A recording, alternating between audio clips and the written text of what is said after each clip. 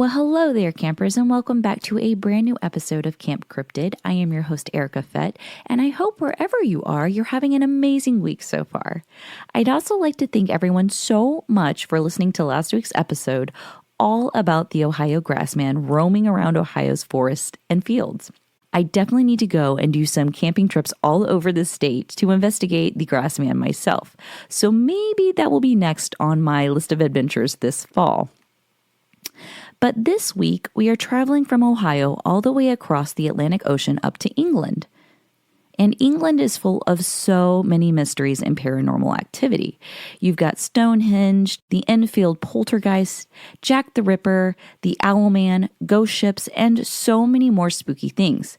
But today, we are going to chat all about a mysterious beast that has terrorized the English countryside since the 1970s. The Beast of Exmoor is a mysterious cryptid. It's a large cat-like creature that has been spotted all over the English countryside.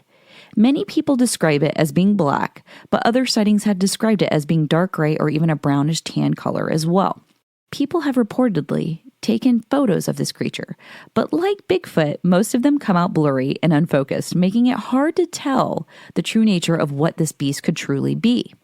The Beast of Exmoor seems to be a large cat, almost puma or panther-like, but obviously these cats aren't really native to England or its countryside. Now, witnesses say this large phantom cat is pretty gigantic. It's almost 6 feet long in most cases. But back in the 1970s and into the 1980s, when these sightings of this beast first started, and then they started to increase, there were stories of numerous farmers who had livestock violently mauled and torn to shreds over the course of several months, leading to many people in these areas to feel worried about what was truly lurking in the darkness around them. There was even a farmer who had over 100 sheep viciously mauled and attacked. Now, the area of Exmoor and its surrounding towns are absolutely gorgeous. There are rolling hills and vast moors that sit right along the ocean side. These areas are full of hills, cliffs, rivers, and wildlife. I mean, it's definitely an area that a large animal would probably feel right at home at. Now, also in this area, there's Exmoor National Park there. So it's definitely an area robust for wilderness and the creatures within it. But although this region of Exmoor and its surrounding areas seems fit for wildlife, especially like deer, ponies, and other creatures, a large feline like that of the sightings of the Exmoor beast seem a bit out of place. Now, I will say there are multiple sightings of a large cat-like creature all around England and even up to Scotland as well. This cat is like England's Bigfoot sightings all over, and of course, when pictures are presented by witnesses, those pictures are always blurry. But in the 1990s, there was also a case of the Beast of Bodmin Moor around the area of Cornwall. This is also an instance where livestock and animals were, of course, turning up, eaten, and viciously attacked, following reports that people saw a large cat in the area, or in some cases, they were even chased by it, leading to more big cat hysteria in England. But even in the last decade, sightings of large cats have persisted around England. There's the Cotswolds big cat sighting that many people have even experienced. People in this area claim a large lynx or panther was stalking the area as well. So when it comes to these sightings of these big cats, England is definitely teeming with them, especially over the past 50 years. You've got big cat sightings popping up all over southern England, all the way up to Scotland. So this is something that is not just in one area of England, but all over, and now going on for over 50 years. So what exactly could these sightings be of the Exmoor beast and these other cats? Was there a large feline actually roaming around the English countryside, terrorizing the people and livestock around it? Now, if these sightings of the Exmoor beast happened in the 70s, well, I don't really think that old cat, one old cat is causing all of this mischief, right? Could these sightings be misidentification of another species, maybe a large dog or deer? Could it be an escaped animal from a zoo? And you'd think that if it was a missing animal from a zoo and they were missing a large 6-foot cat, they'd kind of know it, right? I guess my other answer is that it's obviously some genetically mutated super freak cat from animal experimentation that may just have a taste for roaming the countryside and scaring people and devouring sheep, right? I guess that's the most logical explanation. Now, aside from those explanations, apparently prior to the 80s in England, it was pretty popular for people to have exotic cats as pets. Which, to be honest, I get it because I see videos of large cats all over social media. And as a cat lady myself, I totally see the appeal of having a large cat as a pet. I totally get it. But after England became a bit more strict on exotic species ownership, could the result of those new laws and crackdowns be that someone's exotic cat was released? So since these sightings have continued for over 50 years now at this point, would the answer be that one of those exotic pets turned free cats, started breeding with each other? I don't know. I don't have the answer for that. But this does seem like it may be the most logical explanation for all of these feline sightings. I mean, we see it all the time with other species, especially here in the United States, like snakes being released, right? I guess the last piece of info I have on these giant cats roaming the English countryside is that recently, this year, I think actually, a sheep was found to be viciously attacked. When they did a DNA swab from the wounds of the sheep, the DNA came back and, drumroll, it was the DNA of a large cat species, that of the Panthera genus. So, that phantom large beast of a cat is obviously still lurking the English countryside. So I guess my one piece of advice for those of you in England looking for these phantom feral cats, from one feral cat owner to another, just have temptations on hand. And I will say, with it being a giant black cat, I would be way more worried if this was a giant orange cat. And those of you who are orange cat owners, you know what I'm talking about.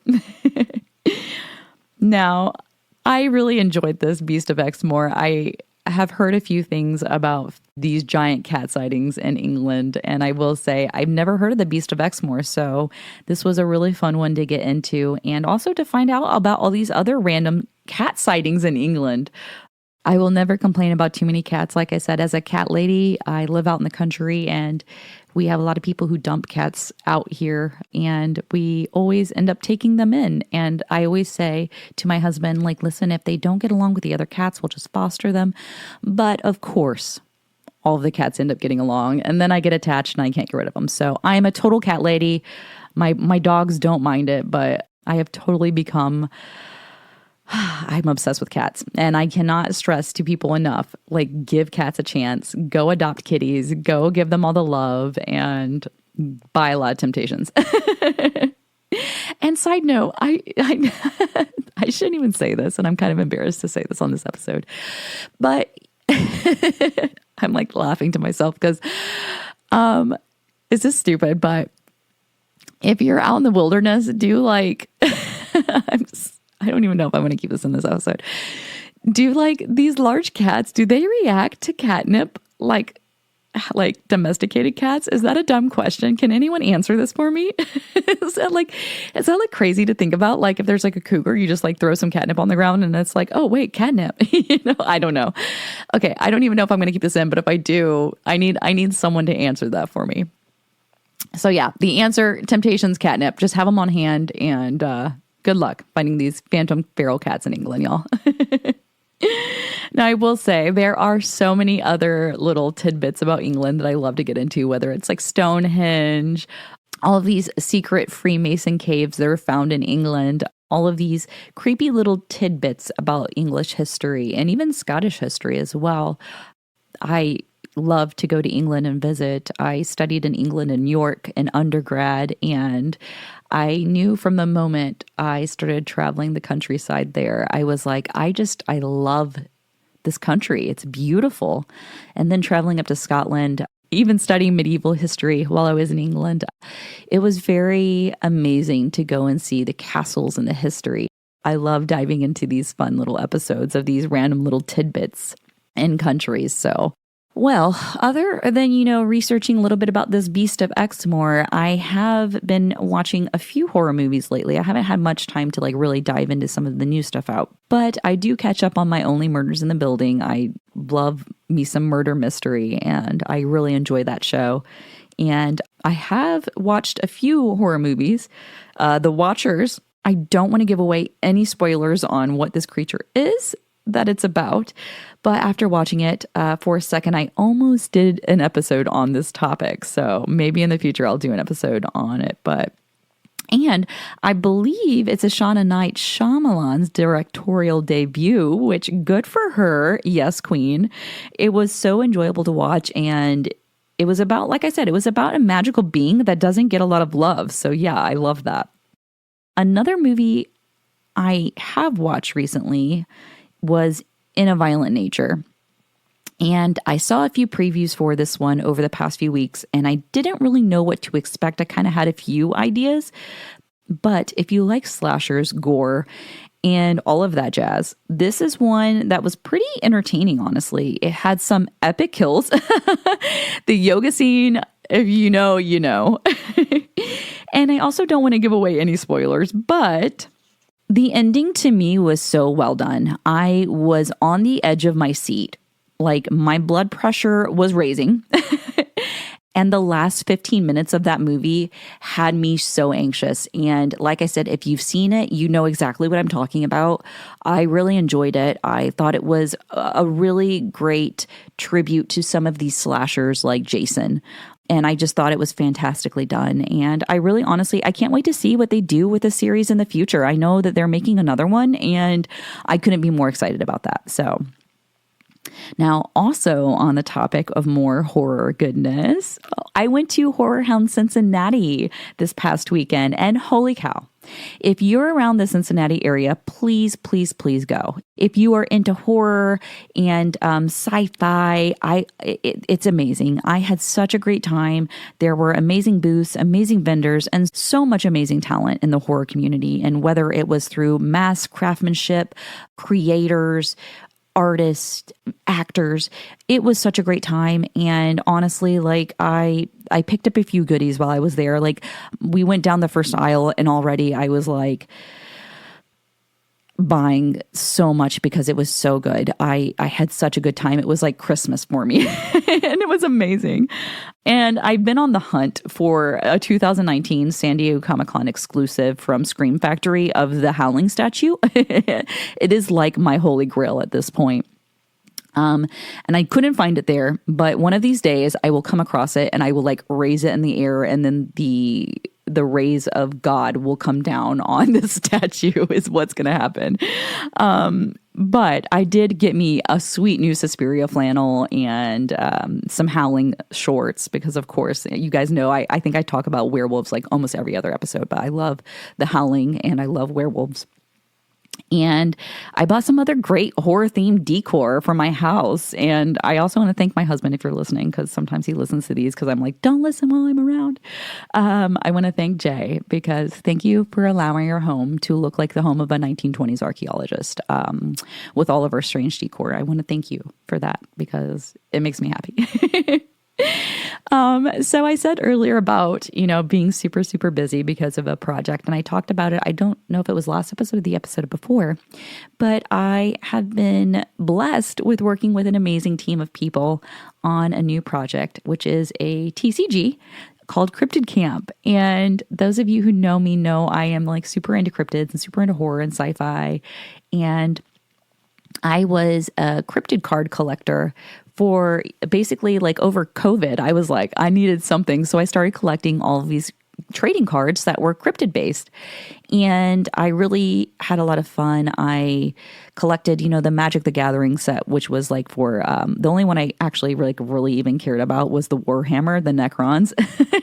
But I will say I collected a lot of cryptid based cards, and through that, I met a lot of amazing people, and it's just kind of like the way things worked out with the universe, They asked me to be a part of this project, Crypted Camp, and I came onto it, and we have been developing an entire card game based on cryptids, and I'm so excited because we're infusing a lot of urban legends from all over the world.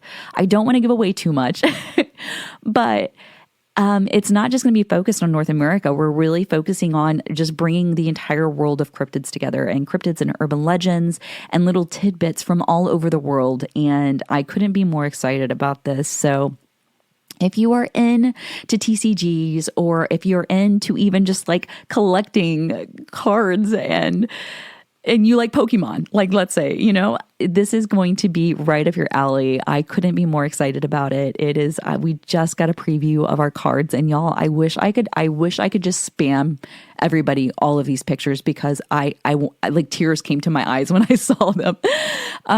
So I cannot wait for you guys to see these. It just makes me so happy.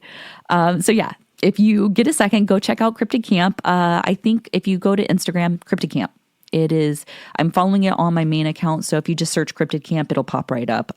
I am going to be doing some Camp Cryptid promos with it. So for New York Comic Con, if you're going to be at New York Comic Con next month, I will have some exclusive cards with the Camp Cryptid stamp on them on Friday, Saturday, and Sunday. So I'd be happy to hand them out to y'all if you're going to be there at New York Comic Con, and sign the cards if you really want me to sign them, or, just if you want to grab a bunch of stickers. And I can't wait to show you guys all of this goodness. This is one thing that has really given me so much excitement to do. And it's been a lot of work, but it's, like I said, the team that I'm working with, I literally look forward to talking to them every day. So I just can't wait for y'all to see it. Okay. I'm sorry. I'm gushing. I'm so excited. With all that goodness going on lately, I just want to thank everyone so much for hanging out for another week of spooky creatures and my bizarre stories. And don't forget to, 1, leave me a review on Spotify or Apple if you're liking the little thing we got going on here. And 2, go over to the Camp Cryptid Patreon and join the Patreon for free. As a member of Patreon, you get to give input for future episodes. I post my horror and spooky themed cosplays. I mean, it's a good time. And for next week's episode, we are going to travel down to the dense forests of South America to uncover some of the biggest mysteries of the Amazon. So thanks so much to my patrons for voting on these themes for September. You all rock. And hey, thanks again for being here on this earth with me. I hope I get to see some of you at Mothman Festival this Saturday. And if not, hopefully soon at another monster convention or event soon. And hey, go have some fun this weekend. Go eat some amazing food. And until next time, take care.